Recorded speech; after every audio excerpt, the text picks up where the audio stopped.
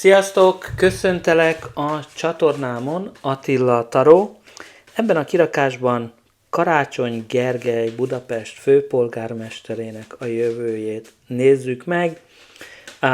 Természetesen itt valaki kedveli, valaki nem kedveli.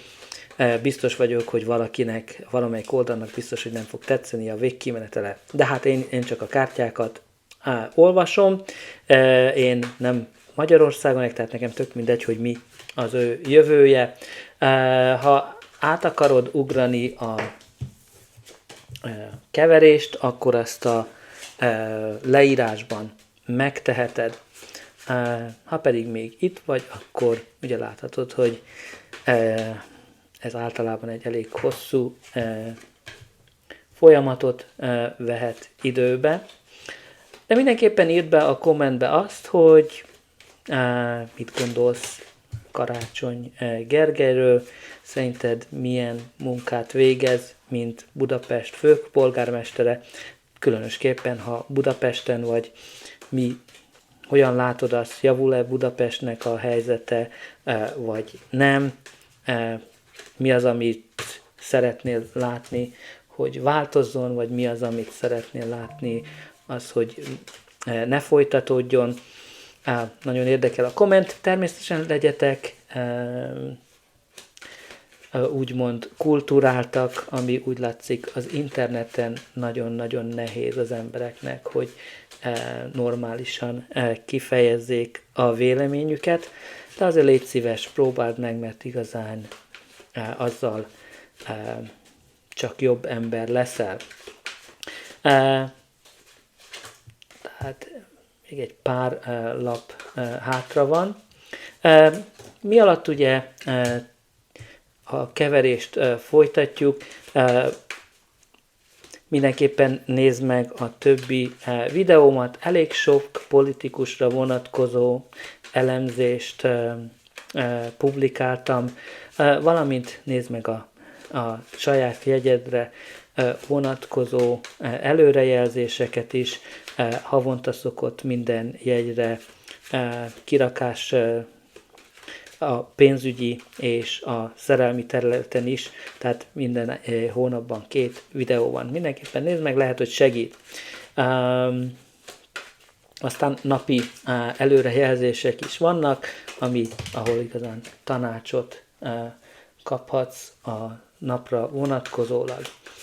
Már csak 2 lap van hátra, úgyhogy hamarosan hozzáláthatunk.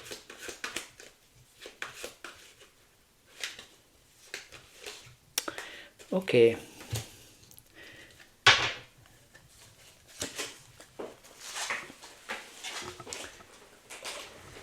Tehát már készen is állunk, tehát a pakli alján a kardok lovagja van. Tehát a kardok lovagjának az energiája az arról szól, hogy valaki túlságosan csak arra fókuszál, hogy minél hamarabb végrehajtsa az előtte álló feladatokat, és nem igazán jó a tervezésben, mert arra fókuszál, hogy minél hamarabb ugye végrehajtsuk. Néha igazán ez a lap jelzi azt, hogy valaki nagyon impulzív, és igazán a pillanat hevében reagál valamire. Jelentheti azt is, amikor valaki ugye a kész a csatára, és mindig a széllel szembe megy. Tehát itt van megjelenik ez, mint láthatod, hogy a széllel szembe megy, és igazán olyan csatákat vív, amik nem a leglogikusabbak, úgymond. Aztán ez jelentett egy nagy-nagy változást is az életében, mert ugye ez egy nagyon gyorsan mozgó lap, tehát ilyen szempontból jelenteti azt, hogy valami gyorsan fog előre haladni az életébe, valamint egy nagy-nagy változást is hozhat. De nézzük meg a többi lapokat. A kirakásának a közepén a Kelyhek 4-es van. Tehát a Kelyhek 4-esnek a témája az, amikor unottak vagyunk, az, amikor csak a negatív dolgokat látjuk, amikor mindig arra fókuszálunk az életünkbe, ami rosszul haladt, ami nem jól ment.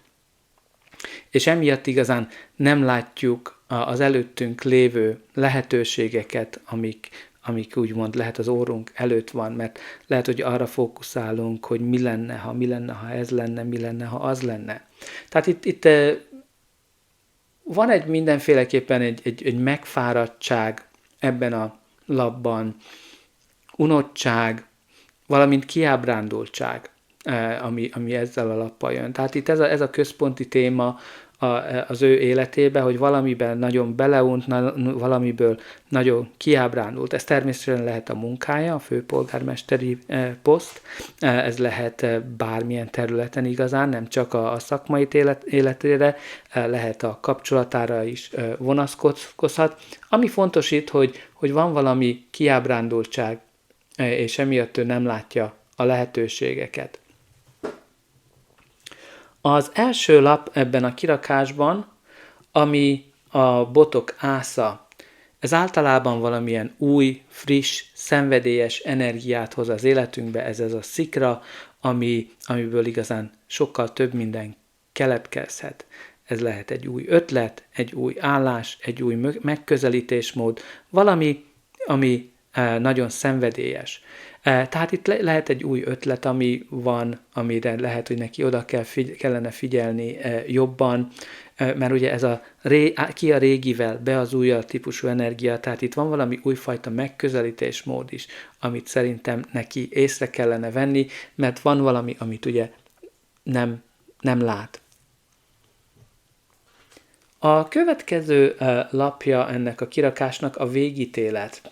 Tehát a végítélet általában ugye egy okozati kártya, amikor valamit tettünk a múltban, és ez a múltbeli dolog kihatással van a jelenünkre, vagy pedig valamilyen módon visszajön az életünkbe. Tehát lehet ez egy téma az ő életébe, hogy van valami a múltból, ami visszajön.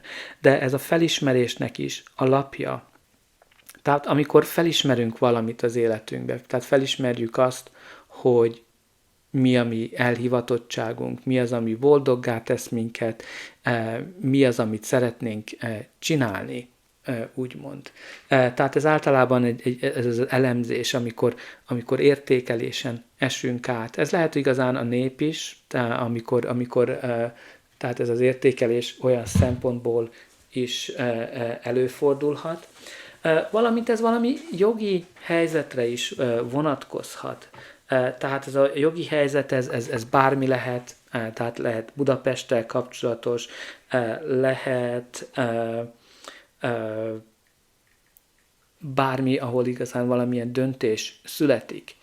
Ami fontos, hogy itt igazán mindenki megkapja azt, amit érdemel ezzel a döntéssel. És igazán itt van valami, ami tehát szerintem nem feltétlenül az a döntés, amit ő szeretne, mert ugye itt tehát ez a kiábrándult ember van a középpontban.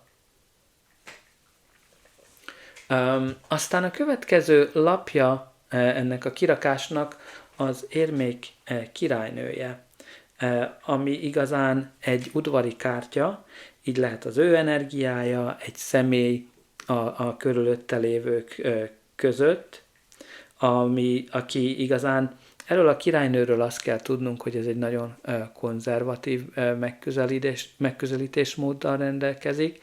Ez a királynő nagyon jól bánik a pénzzel, nagyon jó üzleti képességei van, és igazán nagyon jól tudja azt, hogy hogyan kell a pénzt forgatni, a pénzt többszörözni. Tehát ez jelölhet a vagyoni helyzetére, ez jelezhet a pénzügyi stabilitást, ami igazán neki van, jelentheti a körülötte lévő embereket, valamint az általában a hosszú távú stabilitásnak a jelképe ez a királynő. A következő lap, ez a kelyhek lovagja. Tehát a kelyhek lovagja az általában valamilyen ajánlatot hoz az életünkbe. ez egy olyan lovag, aki eléggé ábrándozó, aki nem feltétlenül a földön jár. Tehát itt van valami ajánlat, van valami szívből jövő ajánlat, ami úgy látszik egy visszatérő téma. És azért egy visszatérő téma, mert ha megnézzük itt ez hozza az ajánlatot, és ő pedig nem látja. Tehát van valami ajánlat, aminek alapjába véve ő nem látja az értékét. Ez bármilyen ajánlat, gazdasági ajánlat, bármilyen ajánlat lehet.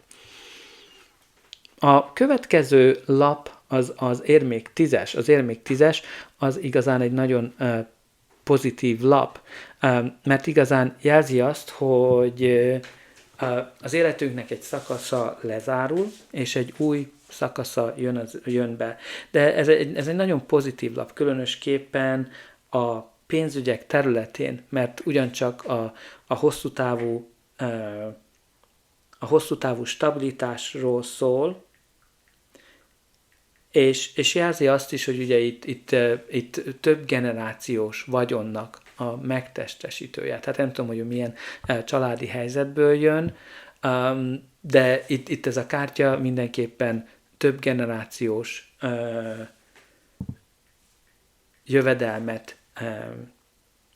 jövedelemről szól. Itt nem tudom, hogy van-e neki bármilyen vállalkozása, mert jelenthet valamilyen családi vállalkozást,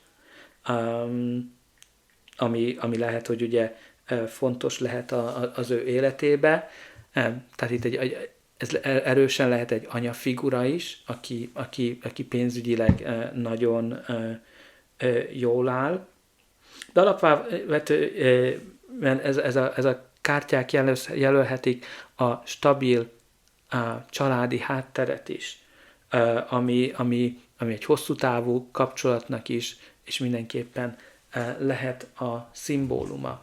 De nézzük meg, hogy mi lesz ennek a kirakásnak a végkimenetele, de előtte ne felejts el lájkolni, megosztani, valamint feliratkozni, azzal mindenképpen jelzed, hogy ez a kirakás tetszett neked, valamint írd be a kommentbe azt is, hogy mit gondolsz, de légy szíves, légy tiszteletteljes. Aztán folytassuk. A következő lapja a kirakásának az a remete. Tehát a remete az arról szól, hogy ugye mélyen gondolatainkba vagyunk, mert próbáljuk kitalálni azt, hogy mi is az, amit szeretnénk, mi az, ami elhivatottságunk, és mi az, amiért itt vagyunk. Tehát itt ez nagyon érdekes téma, mert ugye a végítélet az jelzi azt, hogy ezt sikerül neki felismerni. Nem biztos, hogy ez kielégítő, de jelzi azt, hogy felismeri. Aztán ugye a remete az jelzi azt, amikor önmagunkba folytatjuk az utunkat tovább. Tehát itt ez nem tudom, hogy ez valamilyen vállalkozásról van szó, mert ha megnézzük általában ugye a botok ásza az jelenthet valamilyen vállalkozás, vagy valamilyen karrierbeli lehetőséget, amit itt alapvetően felajánlanak neki, és ezt neki át kell gondolnia. Aztán a következő lap az érmék 2-es. Az érmék 2-es az általában arról szól, hogy valamit próbálunk egyensúlyozni, egyensúlyba hozni. És ilyen szempontból ez bármi lehet. Lehet pénzügyi, tehát általában, mivel az érmékről szól, itt jelentheti azt, hogy pénzügyileg próbál egyensúlyozni valamit. Tehát ilyen szempontból az az energia, amikor egyrészt a kevésből is elég sok mindent létre tudunk hozni, amikor elég jól egyensúlyozzuk azokat a munkákat, amik az utunkba kerülnek. Tehát alapvetően az a legfőbb témaköre, de szerintem ebbe ő bele van fáradva, ez az, ami kiábrándítja őt. Ez az állandó egyensúlyozás, amit ez az érmék 2-esnek az energiája hoz. Mert ugye az érmék 2-es az alapvetően a fent és a lentnek az energiája, amikor egyszer jobban mennek a dolgok, máshol pedig rosszabbul. Aztán a botok 8-as az jelzi itt azt, hogy ugyancsak hasonlít az energiája a kardok lovagjához. Tehát ez egy nagyon gyorsan mozgó energia. Tehát alapvetően itt valami fel fog gyorsulni, itt lesz valami, ami pozitívan fog előre haladni az ő életébe, mert ez a pozitív előrehaladás a jó híreknek alapja, tehát itt valami mindenképpen jó fog előre haladni. Aztán nézzük meg, hogy mit mond ez a 3 kártya, ami kijött. Tehát egyrészt megjelenik a szolgáltatás, amikor egy közösség nagyon fontos szerepet játszik az életünkbe, akikkel nagyon hasonló céljaink vannak. Tehát jelzi azt is, hogy nagyon szép az élete, és próbál igazán mindenkinek megoldást találni. Tehát itt ez a közösség, ez szerintem Budapest városát jelenti. Aztán a következő lap az a potenciál, ami igazán arról szól, hogy kipróbáljuk azt, hogy mire vagyunk képesek, tehát valaki, aki egy úgymond egy olyan tehetség, ami még nem teljesen érett meg.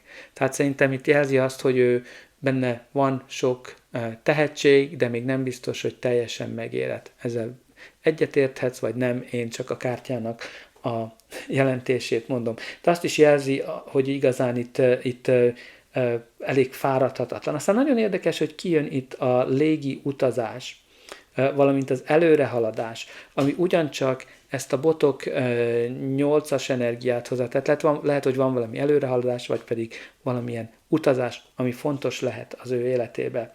Aztán az esernyő pedig arról szól, hogy minden egy tető alatt, amikor konszolidáljuk a dolgokat, amikor többfajta pozíciót is betöltünk, valamint elég messze elérünk. Tehát itt igazán lehet, hogy lesz valami konszolidálása valaminek, amit ugye az erőforrások miatt valamit úgymond egy tető alá kell hozni valamit. Hát igazán ennyi van Karácsony Gergelyről, remélem, hogy ez a kirakás tetszett, és újra üdvözölhetlek.